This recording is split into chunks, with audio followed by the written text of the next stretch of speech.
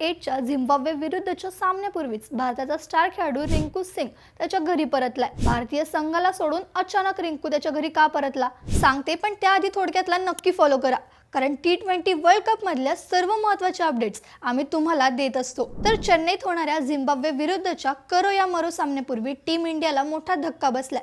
भारताचा फिनिशर रिंकू सिंग कौटुंबिक कारणामुळे तातडीने घरी रवाना झालाय। रिपोर्ट्सनुसार रिंकूचे वडील खानेंद्र सिंग यांची प्रकृती गंभीर असून त्यांना ग्रेटर नोएडातील रुग्णालयात दाखल करण्यात आले। याच आपत्कालीन परिस्थितीमुळे रिंकू सरावालाही मुकलाय। आता प्रश्न असा की रिंकूच्या जागी कोण खेळणार? या स्पर्धेत रिंकूचा फॉर्म चिंतेचा विषय ठरलाय। दक्षिण आफ्रिकेविरुद्ध तो 0वर बाद झाला होता, त्यामुळे आता झिम्बाब्वे विरुद्धच्या निर्णायक सामन्यात अष्टपैलू अक्षर पटेलला प्लेइंग 11 मध्ये संधी मिळण्याची शक्यता आहे। चेन्नईची खेळपट्टी फिरकीला साथ देणारी असल्याने अक्षरचा समावेश भारतासाठी फायदेशीर ठरू शकतो।